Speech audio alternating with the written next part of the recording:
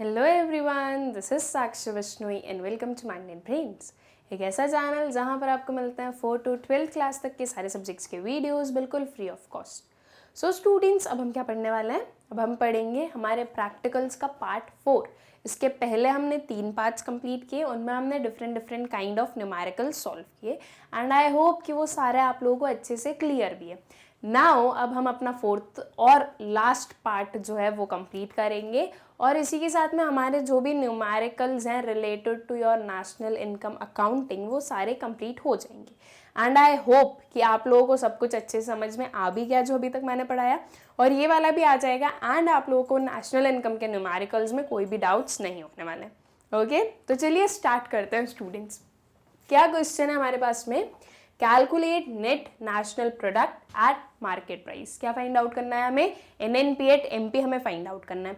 देखते हैं कि क्या क्या हमारे पास में डेटा गिवन है, उसके अकॉर्डिंग हम अपनी कैलकुलेशन करेंगे। Okay, so net factor income to abroad given है, net current transfers to abroad given है, consumption of fixed capital, compensation of employees. देखो अब ये आया एक पर्टिकुलर कंपनसेशन ऑफ एम्प्लॉइज, ये थोड़ी काम की चीज है। इससे हमें ये समझ में आ रहा है कि कंपनसेशन ऑफ एम्प्लॉइज है तो हो सकता है कि हम अपने इनकम मेथड के थ्रू जो हमारी NNP एट MP है वो फाइंड आउट कर सकते हैं। ठीक है, और आगे देखते हैं कि और क्या क्या गिवन है। So corporate tax, undistributed profits, interest, rent, ये जो है डिविडेंड्स, ये सब क्या हो रहा है? देखो इंटरेस्ट रेंट जो है वो भी हमारा किसका पार्ट है? वो भी हमारा पार्ट है इनकम मेथड का। ठीक है, उसके बाद में corporate tax and distributed profits and dividends, इन तीनों को मिला के क्या बनता है? इन तीनों को मिला के बनता है हमारा प्रॉफिट, और ये प्रॉफिट जो होता है वो हमारी इनकम मेथड, दैट इज जो इनकम मेथड का जो फॉर्मूला होता है उसका एक पार्ट होता है। ठीक है, तो ये सब कुछ हम इंक्लूड करने वाले हैं। Then comes net indirect taxes, और फिर आता है social security contributions by employees. Now देखो ये जो पर्टिकुलर है ये किसका कंपोनेंट होता है या किसका एलिमेंट होता है? तो ये होता है हमारे कंपनसेशन ऑफ एम्प्लॉइज का ही पार्ट। ठीक है, हमारा जो कंपनसेशन ऑफ एम्प्लॉइज होता है वो 3 पार्ट्स में डिवाइडेड है, wages and salaries in cash, wages and salaries in kind, और एक ये वाला social security contributions by employees. Right, तो ये ऑलरेडी मतलब क्या हो गया कि ये ऑलरेडी इंक्लूडेड है इस 700 में। अगर मैंने इस 11 को एक और बार इंक्लूड किया तो कहीं ना कहीं जो हमारा आंसर है वो क्या हो जाएगा? गलत आ जाएगा। राइट, ये जब ऑलरेडी इंक्लूडेड है तो हम उसे अपनी कैलकुलेशन में एक और बार रिपीट नहीं करने वाले हैं। ओके, आई होप कि आप लोगों को समझ में आ गया कि हमें ये नहीं लेना है। ठीक है, अगर कंपनसेशन ऑफ एम्प्लॉइज गिवन नहीं होता और फिर अगर हमारे पास में ये इंफॉर्मेशन होती तो हम इसे इंक्लूड करते, लेकिन जब ऑलरेडी वो है तो हम ये इंक्लूड नहीं करेंगे। ठीक है, तो अब देखो इन सब को ऐड करके हमें क्या मिलेगा? इन सब को ऐड करके हमें मिलेगा NDP एट FC। ना NDP एट FC क्यों मिलेगा? बिकॉज हमें पता है कि इनकम मेथड का जो फॉर्मूला होता है उस फॉर्मूले से हम कौन से एग्रीगेट पे पहुंचते हैं? हम पहुंचते हैं अपनी domestic income, that is NDP at FC तक। राइट, तो इन सब के थ्रू हमें मिलने वाला है हमारा NDP एट FC, लेकिन हमें चाहिए क्या? हमें चाहिए NNP एट MP। राइट, तो जब हमें ये चाहिए तो हमें इसको कन्वर्ट करना पड़ेगा। कैसे कन्वर्ट करेंगे? इजी है, दोनों है तो नेट वाले, तो हमें मतलब कि डिप्रिसिएशन की कोई रिक्वायरमेंट नहीं है। फिर एक आ रहा है डोमेस्टिक और एक आ रहा है नेशनल, तो डोमेस्टिक को नेशनल में चेंज करने के लिए हम क्या करते हैं? Domestic plus net factor income from abroad करते हैं, तो हमारे पास में नेशनल आ जाता है। राइट, अब हमारे क्वेश्चन में क्या गिवन है? हमारे क्वेश्चन में गिवन है net factor income to abroad, तो टू अब्रॉड है तो अब हम क्या कर देंगे? उसे माइनस कर देंगे, है ना। फ्रॉम अब्रॉड होता तो उसे ऐड करते, अब अगर टू अब्रॉड है तो हम उसे क्या कर देंगे? सब्ट्रैक्ट कर देंगे। फिर उसके बाद में FC है और एक MP है, तो FC को MP में कैसे कन्वर्ट करते हैं? ऐड करते हैं net indirect taxes. So net indirect taxes भी गिवन है तो हमने इसे ले लिया अपना, मतलब कि FC में ऐड कर दिया ये 110, तो क्या आ जाएगा? MP। ठीक है, तो मतलब कि ये सारी वैल्यूज जिस पे मैंने मार्क किया है, जिस पे मैंने टिक किया है, ये सारी हमें लेनी है अपने कैलकुलेशन में, और बाकी की ये जो 3 एक्स्ट्रा वैल्यूज हैं वो हम नहीं इंक्लूड करने वाले हैं। ऑलराइट, आई होप कि आप लोगों को क्लियर है कि हम कौन कौन सी पर्टिकुलर आइटम्स को ले रहे हैं, कौन कौन से को नहीं ले रहे हैं, और उनके रीजन के साथ में। ओके, तो अब इसका हम आंसर देखते हैं, इसका मतलब कि हम सोल्यूशन देखते हैं कि क्या पर्टिकुलर हमारी वैल्यूज आने वाली हैं। Okay, so net national product at market price is equals to compensation of employees plus rent plus interest plus corporate tax plus undistributed profits plus dividends plus net indirect taxes. ठीक है, देखो यहां तक जो था डिविडेंड तक वो तो हमारा इनकम मेथड का पार्ट था। अब उसके बाद में ये जो नेट इनडायरेक्ट टैक्सेस और net factor income to abroad वाला कंसेप्ट है वो हम अपना जो एनडीपी एट एफसी है उसे कन्वर्ट कर रहे हैं एनएनपी एट एमपी में। ठीक है, तो हमने इसमें ऐड किया नेट इनडायरेक्ट टैक्सेस और सब्ट्रैक्ट किया क्या net factor income to abroad को। ठीक है, फिर इसका जो और पर्टिकुलर सोल्यूशन है वो देखें हम। सो 700 crore plus 100 plus 90 crore plus 30 plus 10 plus 20 plus 110 minus 10। देखो इसे ना, ये जो हमारे क्वेश्चन है उसमें ऑलरेडी गिवन है net factor income to abroad कितनी है, -10 है, तो हम उसे -10 ही लेंगे। ये मत बोलना कि यहाँ पे माइनस ले लिया है तो अब हम उसे माइनस नहीं लेंगे, क्योंकि अब हम उसे माइनस ले लेंगे तो वापस प्लस में चेंज हो जाएगा, माइनस माइनस प्लस हो जाता है ना, तो ये चीज नहीं बोलना है। देखो net factor income to abroad अगर हमें नेगेटिव में दी गई है, इसका मतलब कि वो जो पर्टिकुलर वैल्यू है वो हमें क्या शो कर रही है कि ये है net factor income from abroad. ठीक है, लेकिन वो अब टू अब्रॉड करके दी थी, नेगेटिव में दी थी, तो हम उसे एज इट इज ले रहे हैं। हमने भी कुछ नहीं किया, ये माइनस का साइन जो ऑलरेडी हमारी फॉर्मूले में हमने लिखा था वो लिया, और जो उसकी वैल्यू थी वो क्या थी, -10, सो -10 कर दिया। ठीक है, उसमें हमें कोई भी इशू नहीं है, हम उसे बाद में प्लस में चेंज हो ही जाएगा वो। ठीक, तो बस अब ये जो सेकेंड वाली है इसमें क्या हुआ, ये माइनस माइनस को हमने प्लस करके लिख दिया। अब जब आप इन सारी वैल्यूज को ऐड करोगे तो आपको क्या मिल जाएगा, आपको मिल जाएगा net national product at market price. ठीक है, तो इन सभी को ऐड करके जो वैल्यू मिली वो क्या कितनी मिली, 1070 करोड़। ये क्या हुआ, ये हुआ आपका net national product at market price. Okay, I hope कि आप लोगों को क्लियर है हमने कैसे फाइंड आउट किया अपना नेट नेशनल प्रोडक्ट, और क्या किन किन पर्टिकुलर वैल्यूज को हमने लीव किया, क्यों किया, किन्हें हमने इंक्लूड किया, उसका रीजन क्या था, ये सारी चीजें आप लोगों को अच्छे से क्लियर होगी, आई होप सो। देखो नेशनल इनकम के इतने सारे क्वेश्चंस किए, बहुत ज्यादा कॉम्प्लेक्स क्वेश्चन देखने को नहीं मिले ना, बहुत इजी से क्वेश्चंस होते हैं, है ना। बस वो सिर्फ एक ऐसा अजम्पशन है कि पता नहीं नेशनल इनकम है, बहुत भारी सा चैप्टर है, लेकिन ऐसा कुछ नहीं है, बहुत ही इजी और इंटरेस्टिंग सा चैप्टर है, एंड आई होप कि आप लोगों को सब कुछ अच्छे से समझ में आ भी रहा है। ठीक, फिर चलते हैं अपने नेक्स्ट क्वेश्चन पे। Find net value added at factor cost. अब हमें क्या फाइंड आउट करना है students, net value added at factor cost. ठीक है, क्या क्या पर्टिकुलर इंफॉर्मेशन गिवन है वो हम देखते हैं। Durable use producers good with a life span of 10 years, single use producer goods, sales, unsold output produce during the year and taxes on production. Okay, अभी यहाँ पे अगर हम देखें तो ये जो सारे हमारी डिफरेंट ये जो आइटम्स गिवन है, सारे आइटम्स गिवन तो गुड्स से रिलेटेड ही है, लेकिन सीधे सीधे नहीं दिए कि ये पर्टिकुलर आपका इंटरमीडिएट गुड है या इंटरमीडिएट कंजम्पशन है तो ये फाइनल कंजम्पशन है। ये सारी चीज़ें हमें एकदम सीधी नहीं दी हुई है कि ये है भाई। ठीक है, तो अब हमें फाइंड आउट करना पड़ेगा कि क्या पर्टिकुलर हमें इंक्लूड करना है अपनी कैलकुलेशन में और क्या नहीं करना है। देखो, हम जब अपने वैल्यू एडेड मेथड का यूज करते हैं तो हमें कौन सा वेरिएबल मिलता है, हमें मिलता है GVA एट MP, राइट। हमें फाइंड आउट क्या करना है, हमें फाइंड आउट करना है NVA एट FC, राइट, ये हमें फाइंड आउट करना है। तो अब हमें देखना पड़ेगा कि हमें क्या क्या वैल्यूज को ऐड करना है जिससे हमें NVA एट FC मिलेगा। हम पहले GVA एट MP निकाल लेते हैं, कोई इशू नहीं है, उसके बाद में हम उसे कन्वर्ट कर देंगे। ठीक है, तो देखो यहाँ पर जो है सेल्स ऑलरेडी गिवन है, ठीक, उसके बाद में unsold product output produce during the year given है।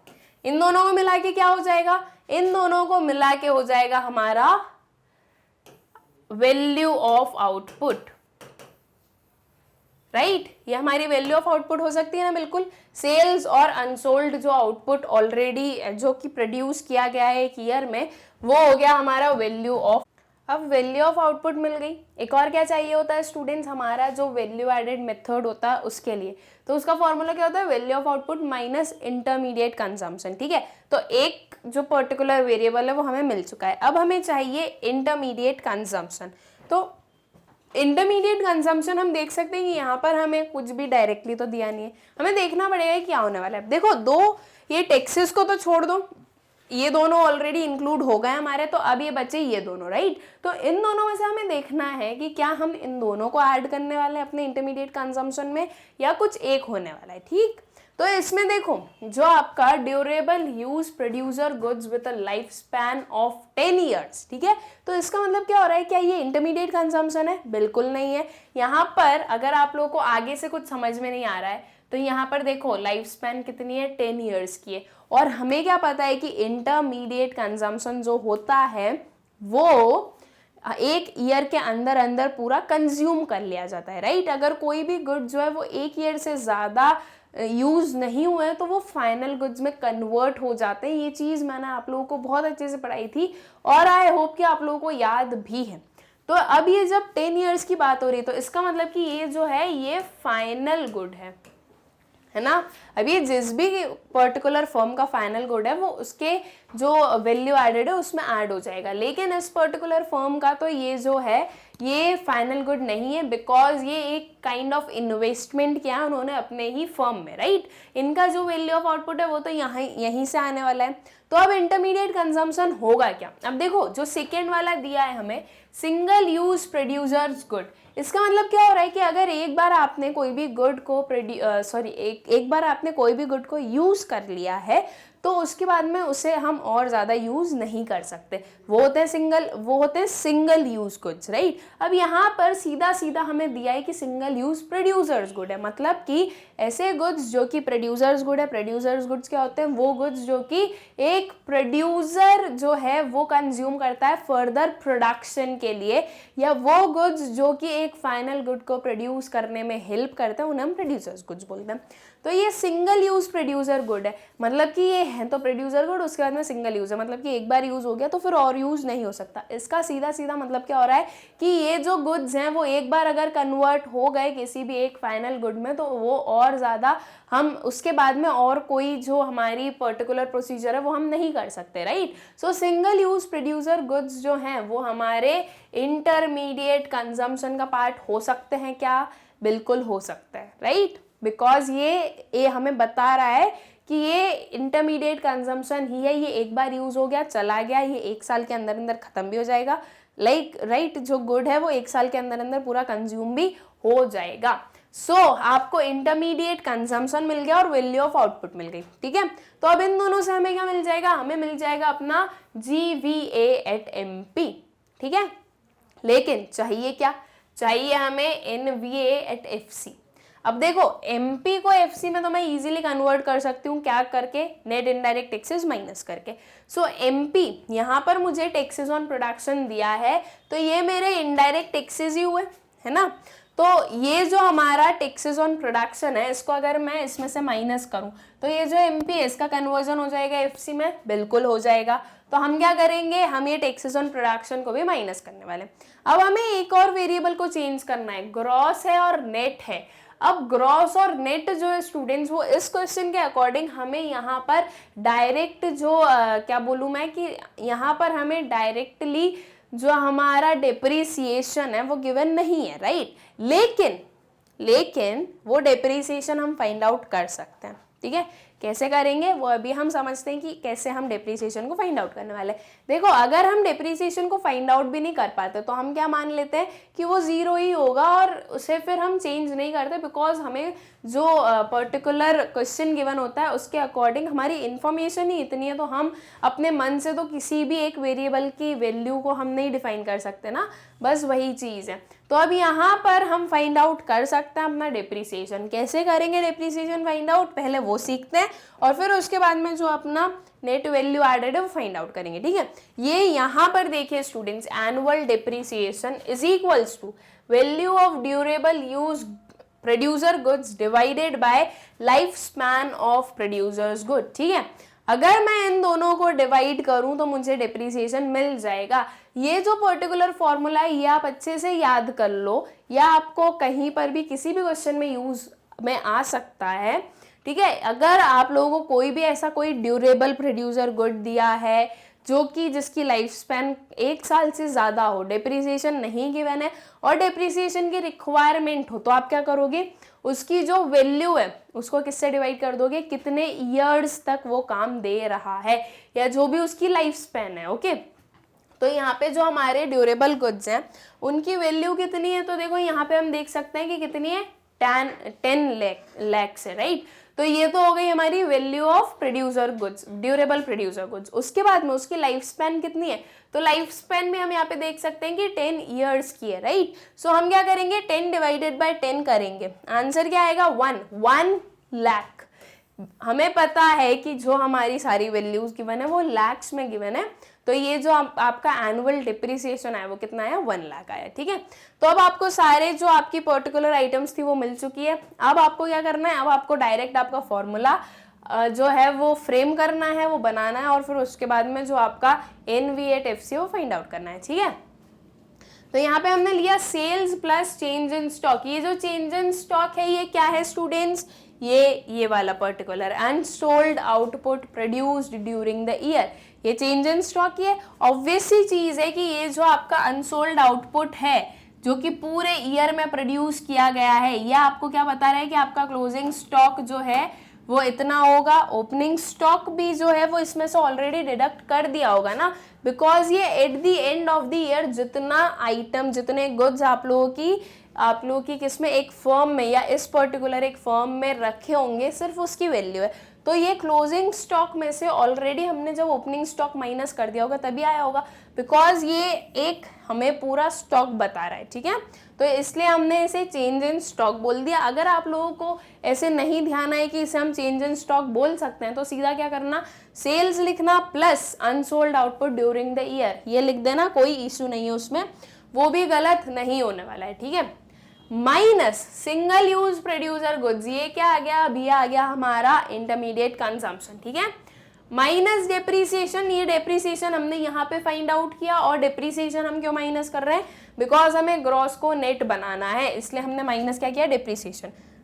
माइनस टैक्सेस ऑन प्रोडक्शन, हम टैक्सेस को क्यों माइनस कर रहे हैं, बिकॉज हमें जो MP है उसे FC में कन्वर्ट करना है, ठीक है, इसलिए हम यहाँ पे टैक्सेस को भी माइनस कर रहे हैं। अब हमने इन सारे जो पर्टिकुलर आइटम्स है इनकी वैल्यू लिखी, ये सारी वैल्यू आई 20 lakh plus 2 lakh minus 5 lakh minus 1 lakh minus 1 lakh. जब आपने इसे सॉल्व किया तो आपको कितना मिला, 15 लाख मिला, ठीक है। सिंपल सा है इसका सोल्यूशन, 20 प्लस 2 कितना हो गया, 22, 5 प्लस 1 प्लस 6, 5 प्लस 1 प्लस 1 कितना हो गया, 6, ठीक है। तो ये कितना आया हमारा, सॉरी 7, तो 22 लाख माइनस 7 कितना आ गया, ये आ गया हमारा 15 लाख, ठीक है। तो आपकी जो net value added at factor cost है वो कितनी हुई, वो हुई 15 लाख। अब देखो एक और चीज ध्यान रखना कि यहाँ पे तो मैंने लाख यूज किए, ठीक है, अगर नहीं करते तो भी चलता। अगर आप यहाँ पे सीधे लिख देते 20 प्लस 2 माइनस 5 माइनस 1 माइनस 1 तो भी कोई इशू नहीं था, लेकिन जब आपका आंसर आया, जैसे कि ये पर्टिकुलर आंसर आपने लिखा, अगर यहाँ पर आप लिख देते net value added at factor cost is equals to 15, तो ये चीज बिल्कुल गलत हो जाती, बिकॉज आपको जब क्वेश्चन में गिवन है कि ये जो पर्टिकुलर वैल्यूज हैं, ये जो नंबर्स हैं, ये लैक्स में गिवन है, तो आपको उसे लैक्स में लिखना जरूरी है। तो आपको इसी पर्टिकुलर फ्रेम में लिखना जरूरी है कि आपका जो NV@FC वो कितना हुआ, ₹15 लाख, ठीक है। सो आई होप स्टूडेंट्स कि आप लोगों को ये क्वेश्चन भी अच्छे से क्लियर होगा। यहाँ पर भी देखो हमने एक नई चीज सीखी कि डेप्रिसिएशन को कैसे कैलकुलेट किया जाता है, राइट। आई होप कि आप लोगों को समझ में आया डेप्रिसिएशन का कैलकुलेशन, और इसे आप याद भी रखने वाले हैं अच्छे से। देखो कुछ भी नहीं करना है, डेप्रिसिएशन की वैल्यू में जो भी एक पर्टिकुलर ड्यूरेबल गुड्स की वैल्यू गिवन होती है उसको किससे डिवाइड कर देना है, उसकी लाइफ स्पैन से डिवाइड कर देना है। नाउ क्वेश्चन कम्स कि अगर लाइफ स्पैन नहीं गिवन होती तो फिर हम डेप्रिसिएशन को 0 मान सकते थे, बिकॉज हमारे पास में लाइफ स्पैन नहीं गिवन है, तो हम नहीं एज्यूम कर सकते कुछ भी तो डेप्रिसिएशन, और हम फाइंड आउट भी नहीं कर सकते। तो हमारा जो एनुअल डेप्रिसिएशन था वो 0 हो सकता था। लेकिन जब वो चीज़ ऑलरेडी हमें गिवन है तो हमें वो फाइंड आउट करना भी ज़रूरी है। ओके, आई होप कि इसमें आप लोगों को कोई भी डाउट्स नहीं होंगे। फिर चलते हैं हमारे नेक्स्ट क्वेश्चन पर, calculate operating surplus and domestic income. ठीक है, देखो ऑपरेटिंग सरप्लस को कैलकुलेट करना हमने अपने पार्ट 3 में पढ़ा था, उसमें हमने 2-3 क्वेश्चंस देखे थे। मैंने आप लोगों को 2 फॉर्मूलेज बताए थे आई गेस कि कैसे हम ऑपरेटिंग सरप्लस को फाइंड आउट करते हैं, एंड आई होप कि आप लोगों को क्लियर होंगे वो, याद भी होंगे वो, और आप लोगों ने अच्छे से पढ़ा भी होगा उसको। देखो यहाँ पर भी अब जो ऑपरेटिंग सरप्लस आएगा वो कहीं ना कहीं उन्हीं सारे जो हमारे फॉर्मूला उन्हीं में से तो मिल के आएगा, है ना। तो हम देखेंगे कि ऑपरेटिंग सरप्लस कैसे फाइंड आउट करना है, और एक और चीज क्या गिवन है, डोमेस्टिक इनकम फाइंड आउट करना है। ठीक है, तो चलिए देखते हैं कि क्या क्या पर्टिकुलर हमारे पास में इंफॉर्मेशन गिवन है।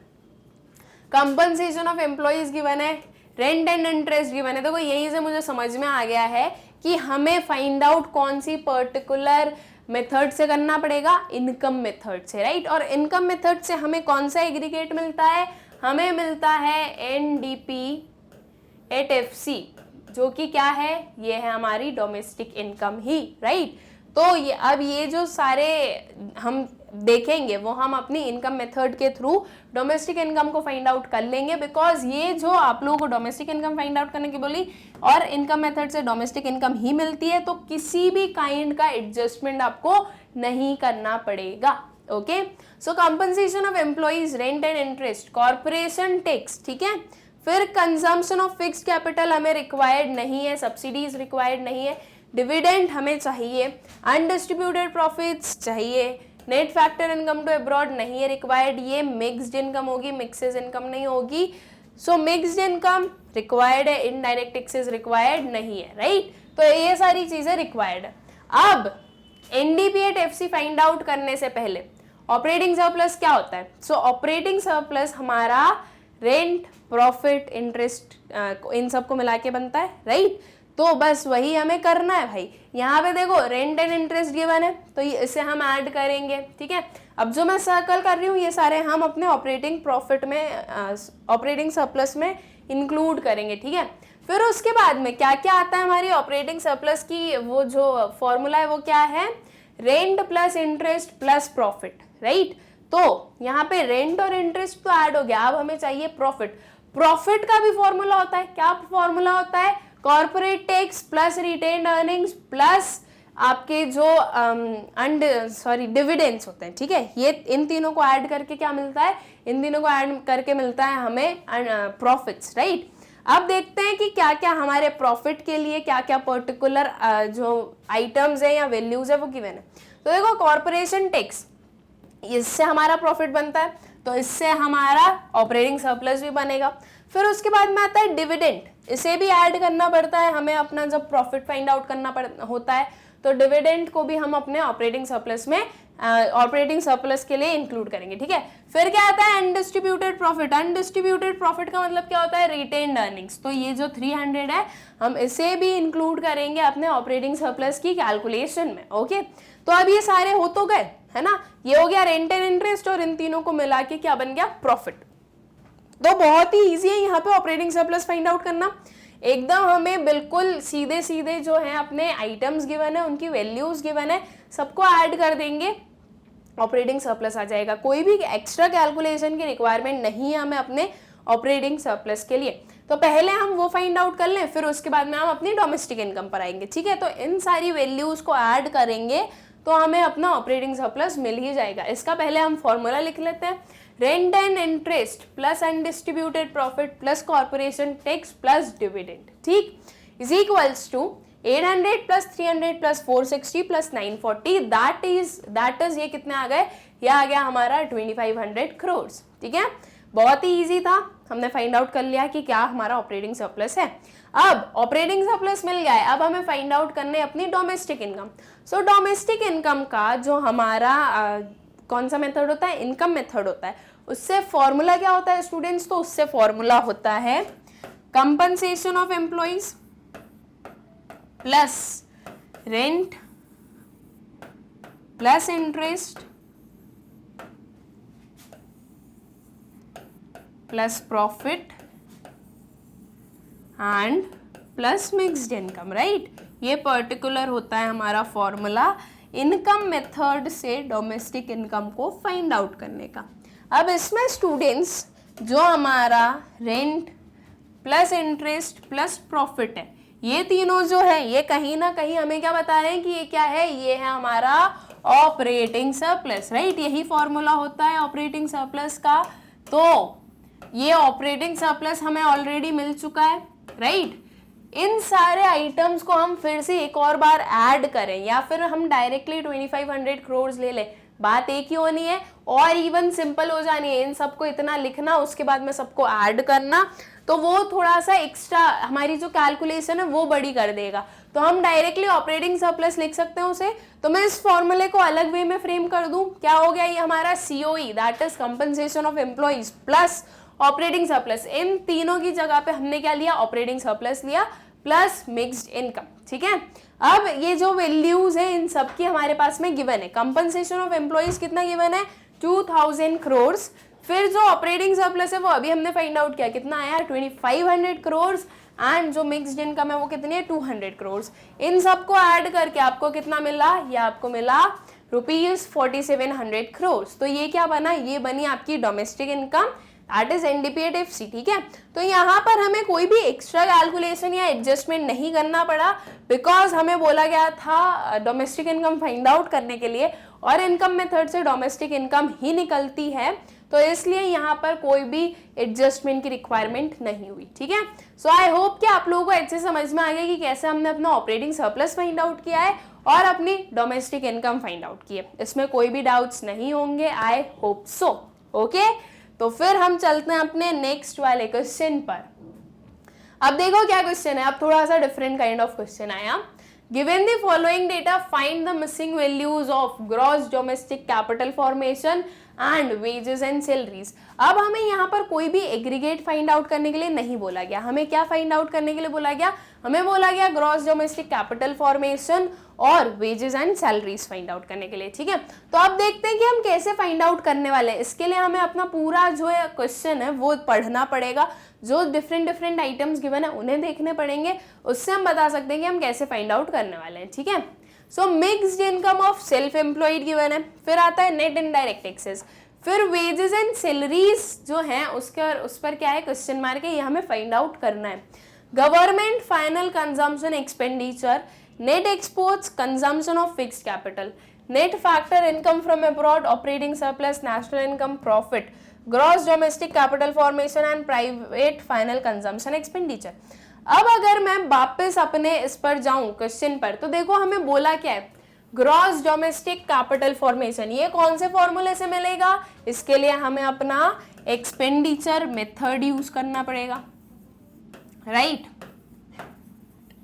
फिर उसके बाद में आता है वेजेस एंड सैलरीज। ये किसका पार्ट है, ये पार्ट है हमारे कंपनसेशन ऑफ एम्प्लॉइज का, और जो हमारा COE है दैट इज जो हमारा कंपनसेशन ऑफ एम्प्लॉइज है वो किसका पार्ट है, वो पार्ट है हमारी इनकम मेथड का, राइट। तो इसका मतलब अब हमें दोनों फॉर्मूले यूज करने पड़ेंगे और दो अलग अलग फॉर्मूले यूज करने पड़ेंगे इन दोनों को फाइंड आउट करने के लिए।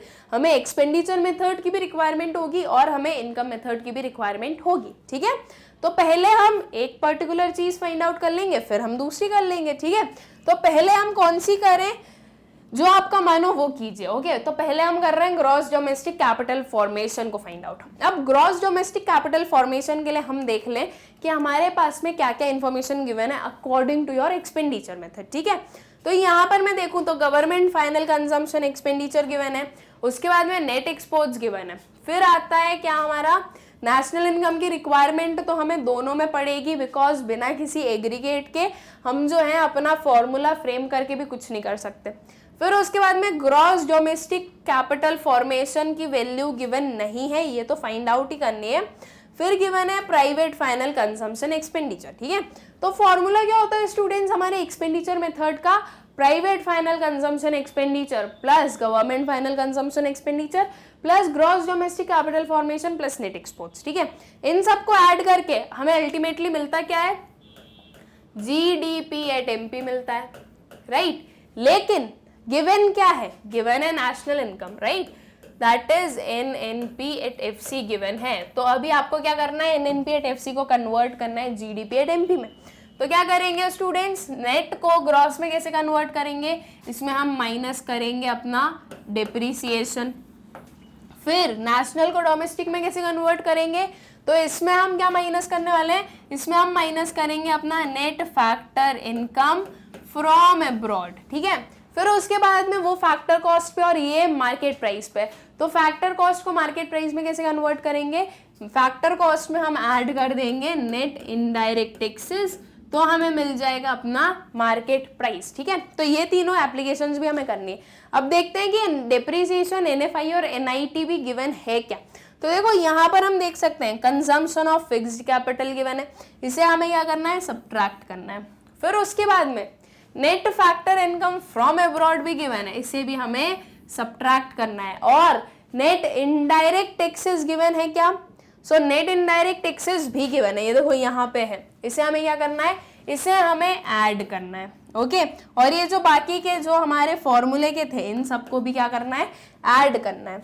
तो ये सब कुछ करके स्टूडेंट्स हमें क्या मिल जाएगा, इन सबको ऐड करके हमें जो पर्टिकुलर इंफॉर्मेशन मिलने वाली है वो हमारी नेशनल इनकम होगी, सॉरी आई मीन टू से gross domestic product and market price होगी, ठीक है। अब देखो इसका फॉर्मूला जो है वो कैसे फ्रेम करोगे आप, वही हमें पूरा शिफ्टिंग करनी पड़ेगी। तो शिफ्टिंग करने में क्या करने वाले हैं हम, वो देख लेते हैं, मतलब कि हमारी जो वैल्यूज है वो क्या आने वाली है। देखो इसे हम बाद में देखेंगे, पहले हम अपना क्वेश्चन देख लेते हैं। अपना जो पर्टिकुलर हमने देखा है, हमें क्या पता है, NNP, चलो पहले ये देख लेते हैं, GDP at MP is equals to NNP at FC minus depreciation minus NFIA minus factor cost को मार्केट प्राइस पे करना है, तो हम क्या कर देंगे, प्लस कर देंगे NIT, ठीक है। ये है। अब इसके साथ में जो पूरा हमारा फॉर्मूला है वो भी लिख दो आगे का, ठीक है। तो फॉर्मूला क्या है स्टूडेंट्स, फॉर्मूला है हमारा प्राइवेट फाइनल कंजम्पशन एक्सपेंडिचर। मैं इस GDP को हटा रही हूँ, अब इसमें कंफ्यूज नहीं होना, ठीक है। So private final consumption expenditure plus government final consumption expenditure plus gross domestic capital formation plus net exports, ठीक है। अब इसमें हमारे पास में क्या गिवन नहीं है, हमारे पास में गिवन ये नहीं है, GDCF that is gross domestic capital formation given नहीं है, हमें ये फाइंड आउट करना है। तो अब क्या करेंगे स्टूडेंट्स, देखो बाकी की सारी वैल्यूज गिवन है, इस GDFC को ले जाओ अपने कहाँ पर, लेफ्ट हैंड साइड पर। अब अगर मैं इसको लेफ्ट हैंड साइड पर ले जा रही हूँ तो वहां पे प्लस में, तो यहाँ पर माइनस में आ रहा है, राइट। लेकिन ऑब्वियस सी चीज है कि जब हम कोई भी एक पर्टिकुलर एग्रीगेट फाइंड आउट करेंगे तो हम क्या चाहेंगे कि वो प्लस में आए। तो अगर मुझे इसे प्लस में करना है तो मुझे ये सारी जो बाकी की चीजें हैं, बाकी के जो आइटम्स हैं, इनकी वैल्यू, सॉरी इनका जो साइन है वो मैं क्या कर दूं, इनके साइन को मैं कन्वर्ट कर दूं, ठीक है। तो क्या आ जाएगा हमारा नेशनल इनकम, ठीक। अब देखो हमने यहाँ पर ऐड किया था प्राइवेट फाइनल कंजम्पशन एक्सपेंडिचर, हम यहाँ पर क्या कर रहे हैं, सब्ट्रैक्ट कर रहे हैं प्राइवेट फाइनल कंजम्पशन एक्सपेंडिचर को, ठीक है। फिर से ऐड हुआ है GFCE, तो इसे भी हमने क्या किया, सब्ट्रैक्ट किया, government final consumption expenditure. Net exports को ऐड किया था, तो नेट एक्सपोर्ट्स को हमने यहाँ पे माइनस किया, वही आया। फिर उसके बाद में डिप्रिसिएशन को माइनस किया, तो देखो डिप्रिसिएशन को हमने क्या किया, ऐड किया। फिर जो हमारा नेट इनडायरेक्ट टैक्सेस है वो यहाँ पे क्या किया, हमने ऐड किया है, राइट। तो इसे हमने तो इसे भी हमने क्या किया, इसे हमने यहाँ पे ऐड किया। फिर जो हमारा NFIA है उसे हमने माइनस किया, ठीक है। आई होप कि आप लोगों को समझ में आ गया। आई एम सो सॉरी, ये जो आपका डिप्रिसिएशन है इसे हमने ऐड किया है और ये यहाँ पर भी हम इसे ऐड करेंगे। ये जो पर्टिकुलर तीनों वैल्यूज है ये सेम रहने वाली है। इसका रीजन क्या है, ये इतने वैल्यूज को सेम रहने का रीजन क्या है स्टूडेंट्स, बिकॉज ये हमें अपने gross domestic product at market price पर ले जा रही है। और हमें जो है, हमने जो ये पूरा जो हमारा फॉर्म किया है वो ऐसे ही होगा कि अगर मैं इसकी जगह पे ग्रॉस डोमेस्टिक कैपिटल फॉर्मेशन लिख दूं, sorry gross domestic product at market price लिख दूं तो ये मेरा फॉर्मूला बनने वाला है, राइट। तो इसलिए मैं इसे चेंज नहीं कर सकती। अगर मैंने इनके वैल्यूज को या इनके साइंस को चेंज किया तो वो कहीं ना कहीं मेरा आंसर गलत हो जाएगा, इसलिए मैं इनके साइन को चेंज नहीं कर सकती बिकॉज मुझे gross domestic product at market price की रिक्वायरमेंट है। इसलिए हम जो साइन चेंज करने वाले वो सिर्फ ये पर्टिकुलर एग्रीगेट्स के करेंगे, और वो भी इसलिए करने पड़े हैं बिकॉज GDCF जो है उसे जब हम अपने लेफ्ट हैंड साइड पर लेकर गए तो वो नेगेटिव में आ गया था, तो उसको पॉजिटिव बनाने के लिए। ओके, सो आई होप कि आप लोग कंफ्यूज नहीं हो रहे होंगे। देखो सिंपल सी चीज है, आपको पूरी जो शिफ्टिंग है वो आती है, तो बस अपने अकॉर्डिंग सही लिखो। अगर इसमें कंफ्यूजन हुआ तो बताऊं क्या करना है। हमें सिंपल सी चीज करनी है, NNP at FC plus depreciation, फिर उसमें हमने क्या किया, प्लस किया नेट इनडायरेक्ट टैक्सेस को और माइनस किया NFIA को, ठीक है, is equals to private final consumption expenditure, government final consumption expenditure, gross domestic capital formation और नेट एक्सपोर्ट्स, ठीक है। वो एक्स जो है वो नेट एक्सपोर्ट्स बता रहा है आपका, ठीक है। तो ये पर्टिकुलर फॉर्मूला होता है ना, बिकॉज इन सबको ऐड करके हमें मिलता है GDP एट MP, और GDP एट MP का वो फॉर्मूला होता है। तो आप क्या करो, आप जो इतना मैंने पढ़ा है अगर उसमें कंफ्यूज हो रहे हो तो इस पर्टिकुलर जो पूरा हमारा फॉर्मूला है इसमें आप क्या करो, पूरी जो शिफ्टिंग है वो कर लो कि कौन से पर्टिकुलर वेरिएबल को कहाँ लेके जाना है, कैसे लेके जाना है, तो वो सारी चीजें आप लोगों को अच्छे से क्लियर हो जाएगी। Okay, so I hope students कि अब तो एटलीस्ट कोई भी आप लोगों को कंफ्यूजन नहीं रहने वाला है। तो वो जो फॉर्मूला अभी हमने पूरा शिफ्ट किया वही आ गया यहाँ पे, ठीक है। So gross domestic capital formation is equals to ये सारी चीजें जो मैंने आप लोगों को बताई। अब इसकी वैल्यूज हमने क्या की, इसकी वैल्यूज हमने पुट की। सो 30,000 plus 11,000 plus 14,000 plus 3,000 sorry minus 3,000 plus 300 plus 300 minus 700। ये जो प्लस माइनस के साइन है ना, इन्हें हमें अच्छे से ध्यान रखना जरूरी है। और ये जो पर्टिकुलर है स्टूडेंट्स, ये भी माइनस होने वाला है। आई एम सो सॉरी कि वो वहां पे प्लस है और वो प्लस ने आप लोगों को कंफ्यूज भी कर दिया होगा, लेकिन वो माइनस होने वाला है। ओके, बिकॉज हम देख सकते हैं कि जो हमारा प्राइवेट फाइनल कंजम्पशन एक्सपेंडिचर है वो है 11,000 और 11,000 को हमें अपनी नेशनल इनकम में से माइनस ही करना है, ठीक है। तो उसमें कंफ्यूज मत होना, वो माइनस ही होगा। ओके, सो जब आपने ये सारी जो पर्टिकुलर प्लस माइनस गिवन है ये सारे जब आपने किए तो आपके पास में एक फाइनल नंबर आएगा। वो क्या आया, वो आया हमारा 1900 करोड़। ये जो 1900 करोड़ है ये क्या बना, ये बना आपका ग्रॉस डोमेस्टिक कैपिटल फॉर्मेशन, ठीक है। मतलब कि आपका जो क्वेश्चन था उसका जो फर्स्ट पार्ट था वो कंप्लीट हो गया। हमें दो चीजें फाइंड आउट करनी है, एक है हमारा ग्रॉस डोमेस्टिक कैपिटल फॉर्मेशन और एक है हमारा वेजेस एंड सैलरीज। तो ग्रॉस डोमेस्टिक कैपिटल फॉर्मेशन हमने फाइंड आउट कर लिया। आई होप कि आप लोगों को क्लियर भी होगा। फिर आएगा हमारा वेजेस एंड सैलरीज, ठीक है। तो अब देखते हैं कि वेजेस एंड सैलरीज को कैसे फाइंड आउट करना है। जो वेजेस एंड सैलरीज हैं वो हमें कौन से मेथड से मिलेंगे, इनकम मेथड से, राइट। तो अब हम देखते हैं कि इनकम मेथड के लिए जो उस पर्टिकुलर फॉर्मूले में जिस पर्टिकुलर वेरिएबल की रिक्वायरमेंट होती है उनमें से कौन कौन से हैं हमारे पास में, ठीक है। क्या वो सारे हैं, नहीं है, वो सारी चीज़ें देखनी पड़ेगी, तभी तो हम wages and salaries find out कर पाएंगे, राइट। तो देखते हैं स्टूडेंट्स क्या क्या है। पहले तो इनकम मेथड का फॉर्मूला क्या होता है, फॉर्मूला होता है compensation of employees plus operating surplus. Operating surplus की जगह पे मैं ये भी बोल सकती हूँ rent plus interest plus profit, right, and plus mixed income, ठीक। इन सबको ऐड करके हमें मिलता है NDP at FC। That means domestic income मिलती है हमारी जब हम अपना इनकम मेथड यूज करते हैं तब। ओके, अब देखते हैं कि उसके अकॉर्डिंग यहाँ पर हमारे क्वेश्चन में अवेलेबल जो जितने भी वेरिएबल्स हैं वो हैं या नहीं है। सो mixed income of self employed ये हमें रिक्वायर्ड है, ये है, ठीक है। फिर उसके बाद में हम आए तो यहाँ पर तो ये वेजेस एंड सैलरीज तो हमें फाइंड आउट करना ही है। फिर उसके बाद में ऑपरेटिंग सरप्लस गिवन है, प्रॉफिट्स गिवन है। तो प्रॉफिट्स की तो रिक्वायरमेंट है नहीं बिकॉज प्रॉफिट्स ऑलरेडी हमारे ऑपरेटिंग सरप्लस में इंक्लूडेड हैं, ठीक है। और कंपनसेशन ऑफ एम्प्लॉइज गिवन है। तो देखो कंपनसेशन ऑफ एम्प्लॉइज की जगह पर ही हमारा वेजेस एंड सैलरीज आने वाला है, तो वो कोई इशू नहीं है। अब इसके साथ में कौन सा एग्रीगेट गिवन है, नेशनल इनकम गिवन है। तो पहले हमें नेशनल इनकम को कन्वर्ट करना पड़ेगा अपनी डोमेस्टिक इनकम में, ठीक है। तो मतलब कि जैसे अभी हमने अपना ग्रॉस डोमेस्टिक कैपिटल फॉर्मेशन के लिए जो फॉर्मूला फ्रेम किया था, वैसे ही हम अपने वेजेस एंड सैलरीज के लिए भी करेंगे। हमें क्या पता है कि domestic product is equals to जो भी हमारा होता है, राइट। तो पहले मैं क्या करूंगी, हमें गिवन है नेशनल इनकम, तो इस नेशनल इनकम को कन्वर्ट कर दो आपकी डोमेस्टिक इनकम में। कैसे कर दोगे, इस नेशनल को डी में कन्वर्ट करो। जाना कहाँ है हमें जाना है जीडीपी एट एमपी तक, राइट। तो एन को डी में कन्वर्ट करना है, तो क्या करूंगी मैं, minus net factor income from abroad, ठीक है।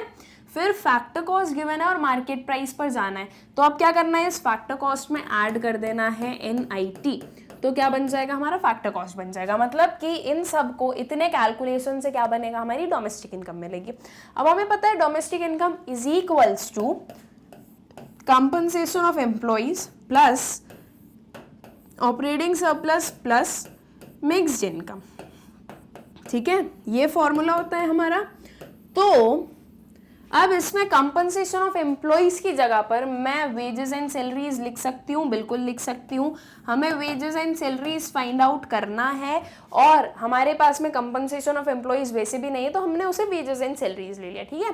तो अब देखो यहाँ पर जो हमारा क्वेश्चन है उसके अकॉर्डिंग हमारे पास में NNP8FC भी है, NFIA भी है, NIT भी है, ऑपरेटिंग सरप्लस है, मिक्स्ड इनकम है। सिर्फ क्या गिवन नहीं है, वेजेस एंड सैलरीज गिवन नहीं है।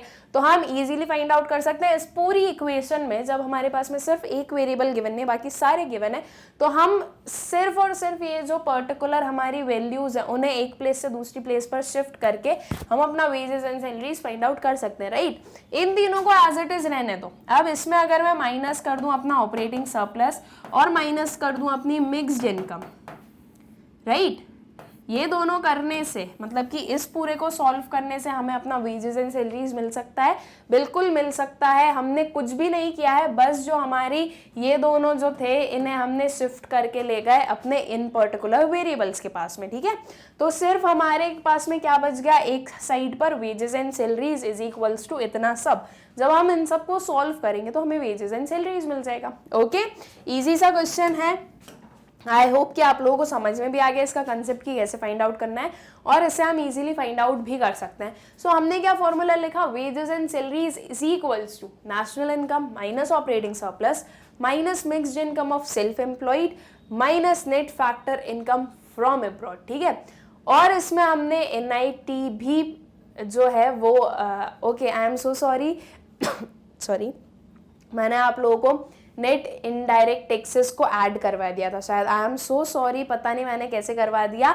सिंपल सी चीज़ है, NNP8FC गिवन है हमें, ओके, ये पर्टिकुलर गिवन है, और हमें चाहिए क्या, हमें चाहिए NDP8FC। मैंने इस FC की जगह पे MP बोल दिया था, I am so sorry for that, ये MP नहीं FC ही होगा, ये नेशनल इनकम गिवन है। तो हमें बस ये FC को एज इट इज FC ही है, यहाँ पे नेट इनडायरेक्ट टैक्सेस का कोई काम नहीं है, सिर्फ हमें नेशनल को कन्वर्ट करना है डोमेस्टिक में। तो हम क्या करेंगे, minus net factor income from abroad करेंगे, ठीक है। तो हमारा जो NNP8FC वो NDP8FC में कन्वर्ट हो जाएगा। अब ये सारी जो वैल्यूज है ये हम लोगों को किसमें गिवन है, अपने क्वेश्चन में।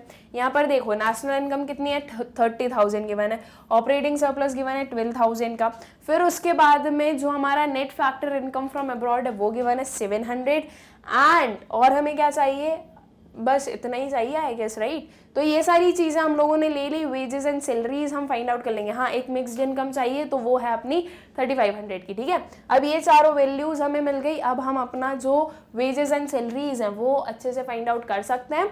हमने ये फॉर्मूला लिखा, ये सारी उसकी वैल्यूज लिखी, और ये जो हमारा आंसर है वो बताया, ठीक है। ये जो है स्टूडेंट्स, ये माइनस में आने वाला है, ये प्लस नहीं होगा, आई एम सो सॉरी, वो माइनस होगा, ठीक है। उसमें कंफ्यूज नहीं होना, वो माइनस ही होगा। जो फॉर्मूला है वो सही है तो उसके अकॉर्डिंग वो साइन सही होंगे। क्या होता है ना, कभी कभी एक वो माइनस प्लस में थोड़ी सी मिस्टेक हो जाती है। तो आई होप कि आप लोग भी इतना समझते हैं और आप लोग भी इस चीज़ को थोड़ा सा एडजस्ट कर लेंगे मेरे साथ में, ठीक है। सो ये हुआ 30,000 माइनस 12,000 माइनस 3,500 माइनस 700, ठीक है।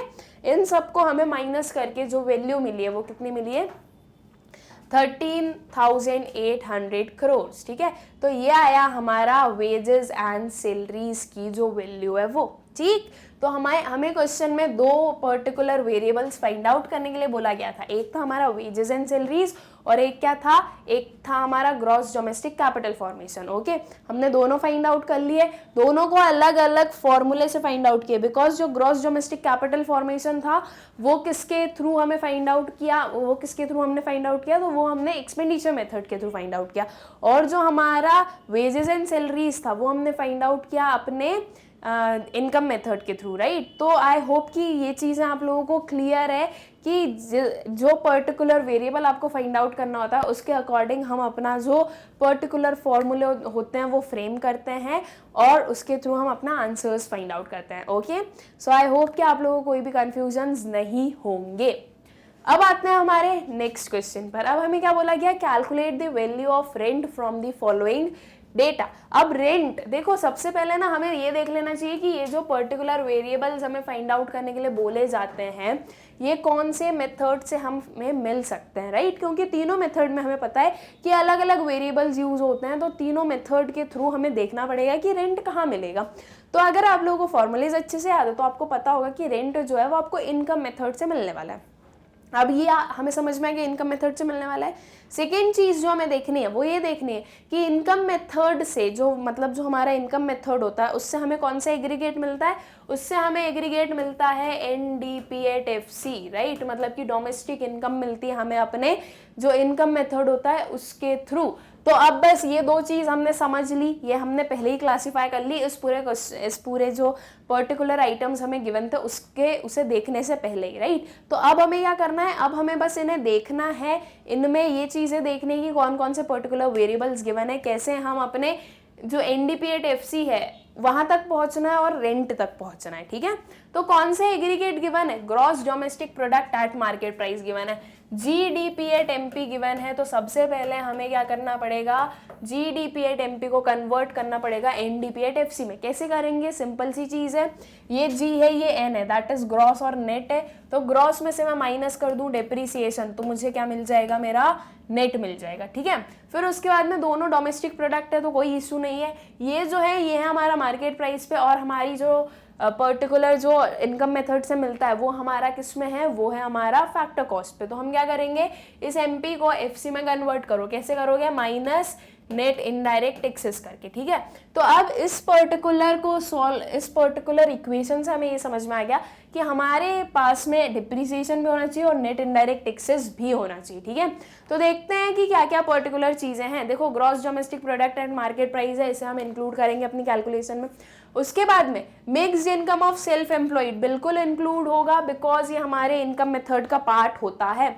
फिर आई हमारी सब्सिडीज, तो सब्सिडीज इंक्लूड होगी बिकॉज हमें नेट इनडायरेक्ट टैक्सेस चाहिए, वहां पर सब्सिडीज है, यहाँ पर इनडायरेक्ट टैक्सेस है, दोनों को माइनस करके हमें नेट इनडायरेक्ट टैक्स मिलेगा, ठीक है। तो ये दोनों हम इंक्लूड करने वाले हैं। फिर आया इंटरेस्ट, तो इंटरेस्ट को हम इंक्लूड करेंगे बिकॉज ये हमारे इनकम जो मेथड है उसका पार्ट होता है। रेंट तो हमें फाइंड आउट ही करना है। फिर आता है प्रॉफिट, तो प्रॉफिट भी हम इंक्लूड करेंगे। उसके बाद में आया कंपनसेशन ऑफ एम्प्लॉइज, बिल्कुल इंक्लूड करेंगे। और फिर consumption of fixed capital, that means ये क्या है, ये हमारा डेप्रीसिएशन, तो डेप्रीसिएशन हमें चाहिए तो डेप्रीसिएशन भी हम लेंगे, ठीक है। तो अब हम यहाँ पे देख सकते हैं कि हमने हर एक पर्टिकुलर वैल्यू को यूज करना पड़ेगा। इन सारे जो आइटम्स हैं इन्हें हम यूज करके अपने रेंट तक पहुंचेंगे, ठीक है। तो जैसे हम अभी तक करते आए हैं, जैसे अभी हमने अपने लास्ट दो क्वेश्चंस किए थे, उसी वे में हम इस क्वेश्चन को भी सॉल्व करेंगे। सबसे पहले आप आपकी इक्वेशन बना लो, ठीक है। आपको क्या पता है कि NDPAT-FC जो होता है वो किसके इक्वल होता है, वो इक्वल होता है compensation of employees plus rent plus interest plus profit and plus mixed income, right. इन सब के इक्वल होता है। अगर आप लोगों को राइटिंग समझ में नहीं आ रही हो तो देखो मैं थोड़ा कुछ कर नहीं सकती, थोड़ी राइटिंग है ही ऐसी हॉरिबल सी, वो कभी कभी अच्छी बनती है, बाकी ऐसी ही रहती है। बाकी मैं बोल रही हूँ तो आप लोगों को क्लियर तो होगा कि मैं क्या बोल रही हूँ और क्या लिख रही हूँ, ठीक है। तो ये पर्टिकुलर फॉर्मूला होता है हमारे इनकम मेथड में, राइट। अब इस एनडीपी एट एफसी की जगह पे मैं ऐसा लिख सकती हूँ, GDP at MP minus depreciation and minus net indirect taxes. ऐसा लिख सकती हूँ ना इस एनडीपी एट एफसी की जगह पे, बिल्कुल लिख सकती हूँ। एनडीपी एट एफसी जो है वो इस पर्टिकुलर फ्रेम में भी आ सकता है, तो मैंने इस एनडीपी एट एफसी को हटाया, ये मेरी पर्टिकुलर इक्वेशन आई। अब इस इक्वेशन में स्टूडेंट्स मेरे पास में जीडीपी एट एमपी है, डेप्रीसिएशन है, नेट इनडायरेक्ट टैक्सेस है, ये हमें फाइंड आउट करना पड़ेगा। लेकिन इसके लिए इनडायरेक्ट टैक्सेस भी है और सब्सिडीज भी है, ये दोनों अवेलेबल है हमारे पास में, तो हम फाइंड आउट कर सकते हैं। कंपनसेशन ऑफ एम्प्लॉइज है, रेंट नहीं है, ठीक है। फिर इंटरेस्ट जो है वो भी है, आई गेस इंटरेस्ट था ना हम लोगों के क्वेश्चन में, इंटरेस्ट, यस इंटरेस्ट भी है। फिर उसके बाद में प्रॉफिट भी और मिक्स्ड इनकम भी है, राइट। तो इस पर्टिकुलर इक्वेशन में हम लोग देख सकते हैं कि सिर्फ हमारे पास में रेंट नहीं है, इसके अलावा जितने भी पर्टिकुलर वेरिएबल्स की रिक्वायरमेंट है सारे अवेलेबल है।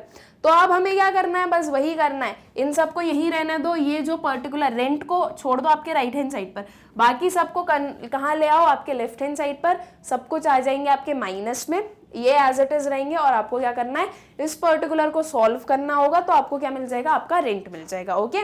तो जब आपने ये पूरी जो शिफ्टिंग है वो की, तो आपकी जो इक्वेशन आएगी वो कुछ ऐसी आएगी, rent is equals to gross domestic product at market price minus compensation of employees minus interest minus profit minus mixed income of self employed minus consumption of fixed capital minus indirect taxes and plus subsidies, ठीक है।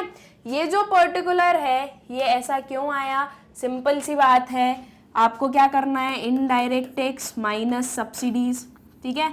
ये करते हैं तब हमारा आता है क्या, नेट इनडायरेक्ट टैक्सेस, ठीक है। इसके आगे साइन कौन सा है, माइनस का है। अगर मैं ये ब्रैकेट खोल दूं तो क्या हो जाएगा, ये हो जाएगा minus indirect tax, minus minus क्या हो गया, प्लस हो गया, प्लस सब्सिडीज, राइट।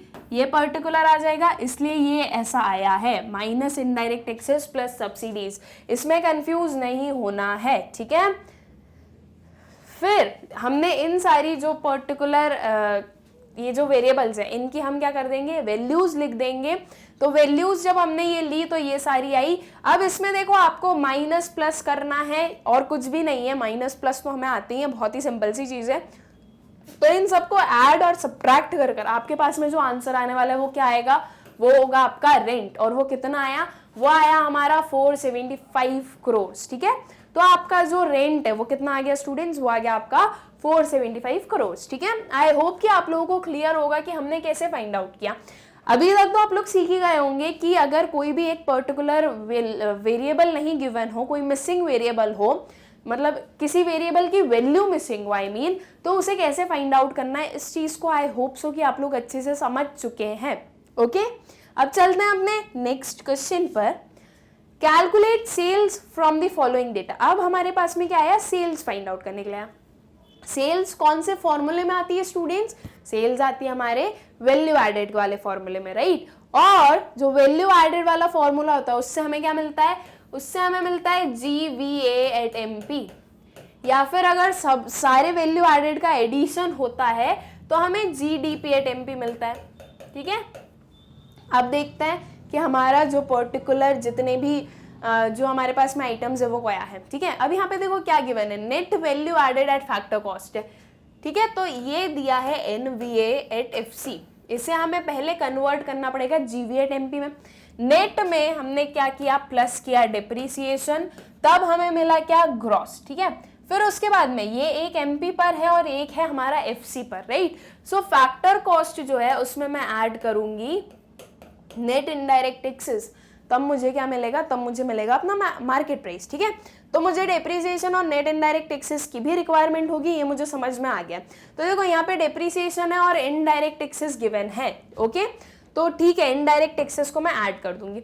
उसके बाद में जो हमारा इसका फॉर्मूला होता है वो क्या होता है, इसका फॉर्मूला मैं यहाँ पे लिख रही हूँ, वैल्यू ऑफ आउटपुट, ये VO जो है वो वैल्यू ऑफ आउटपुट है, माइनस इंटरमीडिएट कंजम्पशन। अब जो वैल्यू ऑफ आउटपुट होता है क्या वो सेल्स होती है? नहीं होती है। वैल्यू ऑफ आउटपुट का भी आप अगर फॉर्मूला देखो तो क्या होता है? Sales plus change in stock, right. अब हमें वैल्यू ऑफ आउटपुट नहीं चाहिए, हमें क्या चाहिए? हमें चाहिए सिर्फ और सिर्फ सेल्स। तो इसका मतलब कि हमें हमारे पास में चेंज इन स्टॉक भी होना चाहिए, जो कि चेंज इन स्टॉक गिवन है, माइनस इंटरमीडिएट कंजम्पशन ये भी गिवन है। तो सारी वैल्यूज गिवन है, हम सेल्स को इजीली फाइंड आउट कर सकते हैं। कैसे कर सकते हैं? एक बार इसका सिस्टमैटिक वे में हम फॉर्मूला देख लेते हैं तो अच्छे से समझ में आ जाएगा। देखो फॉर्मूला क्या होता है students, GVA at MP is equals to क्या होती है? मैं जो हमारा वैल्यू ऑफ आउटपुट है उसे स्प्लिट करके लिख देती हूँ, ठीक है। Sales plus change in stock minus intermediate consumption, ठीक है। ये IC से आप लोग समझ जाना कि इंटरमीडिएट कंजम्पशन है। अब GVA एट MP को मैं थोड़ा सा इस वे में लिख दूं, NVA एट FC के टर्म्स में अगर मैं लिखना चाहूँ तो मैं बिल्कुल लिख सकती हूँ। उसे कैसे लिख दूं मैं? NVA at FC plus depreciation, सिर्फ इनडायरेक्ट टैक्सेस गिवन है ना, तो हम सिर्फ डायरेक्टली प्लस इनडायरेक्ट टैक्स में लिख देती हूँ, ठीक है। तो ये पर्टिकुलर मेरी इक्वेशन आ गई। अब इस इक्वेशन के अकॉर्डिंग मेरे पास में NVA एट FC है, डेप्रीसिएशन है, इनडायरेक्ट टैक्सेस है, सेल्स तो मुझे फाइंड आउट ही करना है, चेंज इन स्टॉक है और इंटरमीडिएट कंजम्पशन है, राइट। तो बस मुझे सेल्स फाइंड आउट करना है, ये सारी वैल्यूज हैं मेरे पास में। तो मैं जो अपना वही सेम प्रोसेस की सेल्स को मैं एक साइड पे रख लूँ और बाकी सारे वेरिएबल्स को मैं एक साइड पे रख लूँ, ये मैं करूँगी और जो मेरा सेल्स है वो मैं फाइंड आउट कर सकती हूँ, राइट। तो आपका जो फॉर्मूला है वो क्या है students? Sales is equals to net value added at factor cost minus change in stock plus intermediate consumption plus depreciation plus net indirect taxes, ठीक है। अब ये सारी जो वैल्यूज है वो हमने पुट की एज इट इज, ठीक है। ये जो वैल्यूज गिवन है, net value added factor cost given है हमें 300, इंटरमीडिएट कंजम्पशन है 240 लाख, इनडायरेक्ट टैक्सेस है 30, डेप्रीसिएशन है 40 और चेंज इन स्टॉक कितना है? -60, ठीक है। तो ये सारी वैल्यूज को जब हमने पुट किया इस पर्टिकुलर फॉर्मूले के अकॉर्डिंग तो ये पर्टिकुलर वैल्यूज आई हमारी। अब हमें क्या करना है? इन्हें जब हमने सॉल्व किया तो ये आ गया 670 लाख, ठीक है। यहाँ पे देखो 300 लाख माइनस 0 है, ये जो 0 है इसे हमने क्या अज्यूम किया? ये सब्सिडीज है कि सब्सिडीज गिवन नहीं है तो वो 0 ही होंगी, इसलिए वो उसको हमने 0 लिख दिया, ठीक है। तो जब आपने इस सब को सॉल्व किया तो आपके पास में आंसर क्या है? 670 लाख। ये क्या हुआ? ये हुई आपकी सेल्स की वैल्यू, ओके। आई होप कि क्लियर है आप लोगों की कि हमने सेल्स कैसे फाइंड आउट किया। यहाँ पे डिफिकल्ट कुछ भी नहीं था, वही सेम प्रोसीजर जो अभी हम पिछले 2-3 क्वेश्चन से सीखते आ रहे हैं वही यहाँ पे था। रिक्वायरमेंट ये होती है कि हम सबसे पहले ये फाइंड आउट कर लें कि कौन से पर्टिकुलर फॉर्मूले में या कौन से पर्टिकुलर मेथड में जो वेरिएबल पूछा गया है वो हमें मिलने वाला है। उसके बाद में जब हमने आइडेंटिफाई कर लिया कि इस पर्टिकुलर मेथड में ये होता है, उसके बाद में आपको ये आइडेंटिफाई करना है कि उस मेथड से हमें कौन सा एग्रीगेट मिलता है, ठीक है। फिर उसके बाद में आपको आपका जो पर्टिकुलर जो भी आइटम्स गिवन होंगे या जो भी क्वेश्चन में गिवन वैल्यूज होगी उसे देखना है और आप इजीली फाइंड आउट कर सकते हो आपका जो भी आंसर होने वाला है। कुछ भी डिफिकल्ट नहीं है, बस ये था कि हमें इस टाइप के क्वेश्चन देखना भी ज़रूरी था। तो आई गेस कि आप लोगों को एक अच्छे से आइडिया लग गया और अच्छे से समझ में आ गया है कि आपको कैसे हर एक क्वेश्चन को सॉल्व करना होता है, ओके। सो स्टूडेंट्स, हमने अपना जो प्रैक्टिकल्स का पार्ट 4 था वो कंप्लीट कर लिया। आई होप कि आप लोगों को हर एक काइंड के प्रैक्टिकल्स क्लियर हैं, कोई भी डाउट्स नहीं होंगे इन प्रैक्टिकल्स में। हमने 4 पार्ट्स में बहुत सारे प्रैक्टिकल सॉल्व किए, बहुत सारे न्यूमेरिकल सॉल्व किए, हर एक टाइप के डिफरेंट जैसे जैसे पूछे जा सकते हैं हमारे एग्जाम में, वैसे हमने सारे जो हमारे प्रैक्टिकल्स थे वो कवर किए। एंड आई होप सो कि आप लोगों को ये सारे क्लियर भी होंगे अच्छे से। सो विद दिस स्टूडेंट्स, हम लोगों ने अपना जो नेशनल इनकम अकाउंटिंग है वो पूरा चैप्टर कंप्लीट किया है, ठीक है। अब बच्चा क्या है हमारे पास में? सिर्फ और सिर्फ NCERT क्वेश्चंस करना। तो अब जो हमारा नेक्स्ट लेक्चर होगा उसमें हम अपने NCERT सॉल्यूशंस करने वाले हैं। दैट मीन्स आपका जो सेकेंड चैप्टर है उसका लास्ट पार्ट होगा ये, NCERT सॉल्यूशंस हम लोग सॉल्व करेंगे और आपका जो नेशनल इनकम अकाउंटिंग है वो कंप्लीट हो जाएगा। आई होप कि आप लोगों को इस पर्टिकुलर चैप्टर का एक एक कंसेप्ट अच्छे से क्लियर है। मैंने एक एक कंसेप्ट पे जो छोटे छोटे हमारे कंसेप्ट हैं उन सब पे एक एक पर्टिकुलर वीडियो बनाए हैं। अगर आप आप लोगों ने अभी तक सब कुछ नहीं देखा है तो आप लोग स्टार्टिंग से देखो, बिकॉज देखो कंसेप्ट जो है ना वो हमें बेसिक्स क्लियर करने होते हैं, सिर्फ हमें एग्जाम पॉइंट ऑफ व्यू से नहीं करना है। इन फ्यूचर के लिए भी देखो कि आपको जो आपके बेसिक्स है ना वो क्लियर रखना है। तो आप लोगों के जो एक एक पर्टिकुलर की डोमेस्टिक इनकम में क्या होने वाला है, नॉर्मल रेसिडेंट्स कौन होने वाले हैं, या हमारी net factor income from abroad क्या होगी, ट्रांसफर इनकम क्या होते हैं, फैक्टर इनकम क्या होते हैं, ये सारी चीज़ें आप लोगों को पता होनी चाहिए। ठीक है, तो ये सारी चीज़ों पर, ये सारे जो टर्म्स है उन पर इंडिविजुअल एक एक वीडियो है। आप लोग आई होप सो कि उसे पढ़ चुके हो, या नहीं पढ़े हो तो उसे ज़रूर पढ़ोगे। ओके, सो आई होप कि आप लोगों को सारे